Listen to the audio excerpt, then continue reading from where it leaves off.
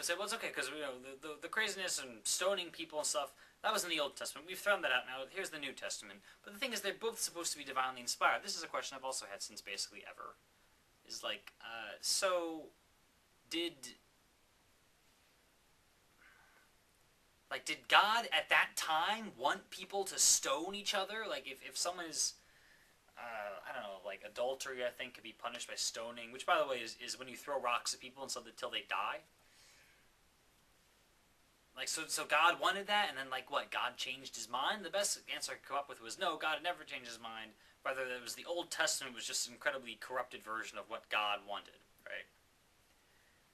I remember saying that God, like, gave them the basic version, because that's all they would understand at the time. And then he upgraded to the real version once humanity reached the level of possible understanding. But it doesn't really add up when you think about it, because then couldn't God at least give us the perfect things that we don't understand, and then let us, interpret them how we'd like or something? Here's a rather random question. How is it that a perfect God does not provide us with infinite evidence? Why doesn't he write, God is real on the moon, or like Christianity is best? And some people are like, well, gee, people who don't speak English wouldn't be able to read that. Well, they might learn English from someone who does speak it, or he could write it in ancient Greek or something back from, biblical times. That's cool. We'll just find some scholar to look up ancient Greek and, oh, look, it says Christianity is best. It says it on the freaking moon. Clearly God did that. Why doesn't God do that? I've said this to myself many times when I've had a moral conundrum. I've said, God, I wish you would just put like a billboard in front of me. Like it would just appear, ding, and neon lights that would show me your answer. He never does that. Why? The best answer I ever had was, well, maybe the answer sort of exists. Sort of like, how gravity exists even if you don't have a textbook to point it out for you, right? That's true, but you think the infinite, omniscient, omnibenevolent God would provide the textbook anyway, as it were. If we have a textbook, it's the Bible. The Bible doesn't give me a specific answer to every question in the universe. And even if it did, you figure the perfect, omnipotent, omniscient God could go a little further and just talk to me. What about prayer? God talks to you during prayer. Well, prayer gets some vague messages, doesn't it? Certainly I had, whenever I had a real moral question I was unsure about, and I'd pray, and you get maybe a sense of this or that, but why not just like a voice, God? Why don't you just, here comes an angel or something, and be like, hey, God says you should do this. I'd be like, thank you. That's awesome. Now I have the answer. And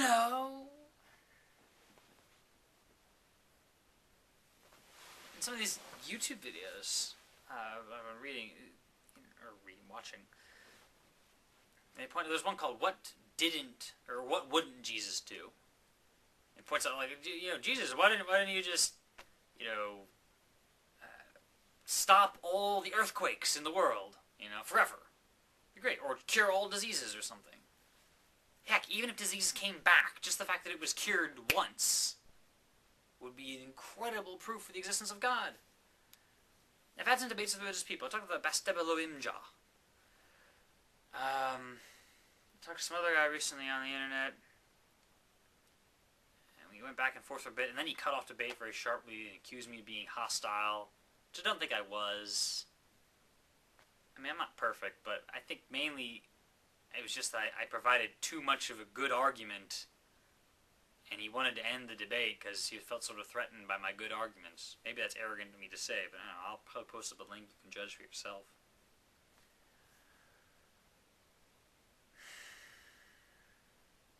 But he was saying that, like, well, I was talking about the problem of evil. Particularly, I said, why would children die? Innocent little children get, like, cancer or struck by lightning or something. And he said, among other things, that maybe God does this to, like, bring families together who can come together in faith that wouldn't have done so otherwise. And I was like, why doesn't he heal the child? And that could bring the family together, particularly if he healed them with fanfare and throws some angels, da da da da. He doesn't do that. Why doesn't he do that?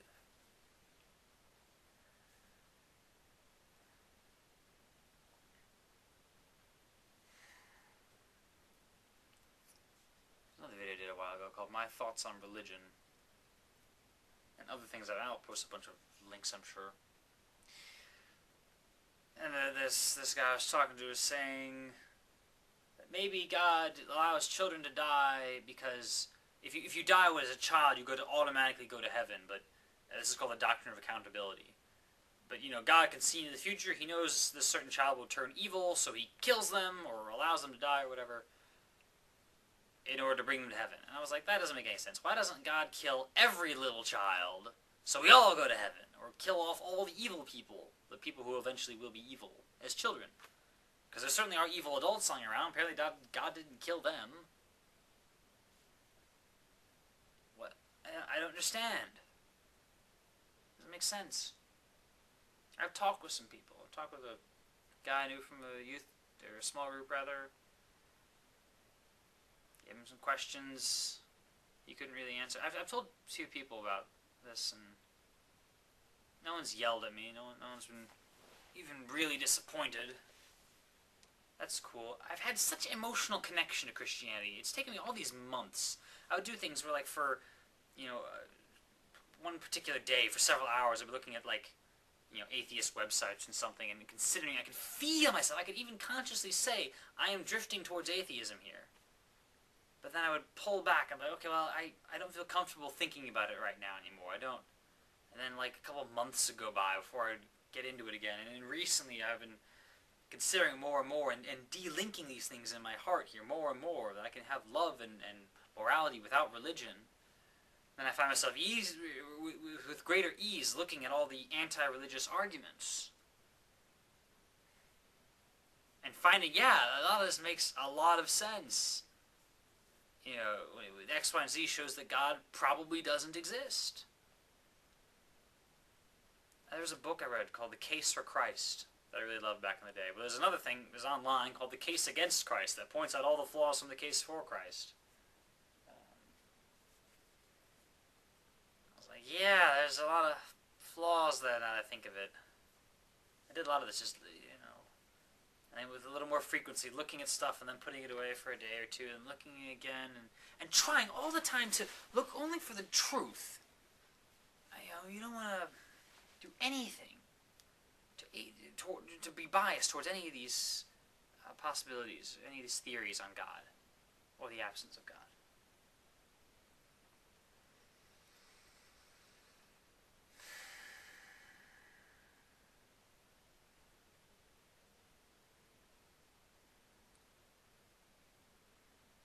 I love FOD, I guess. The word I've been using to refer to God, but only in the metaphorical sense. I love truth. I love loving. I love the ideal of an omnibenevolent being, and an omniscient and omnipotent being to go along with that. But first he has to be omnibenevolent, otherwise the other two things don't help very much, do they?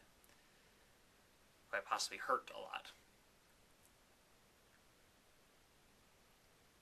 I love the idea of, choosing one's own life, sort of.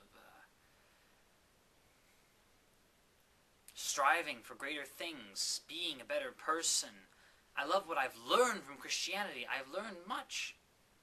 But it doesn't have to come from Christianity. And I'll say this, if it had to be morals, if the only way to be moral was to be religious, I would gladly give up my rational thought to be moral. And to have that goodness and to have that joy. But it's not the only way. In fact, the best way of being moral is to be logical. To see past all this random crap dogmas, which at various times in history people have used any religion to justify almost any idea.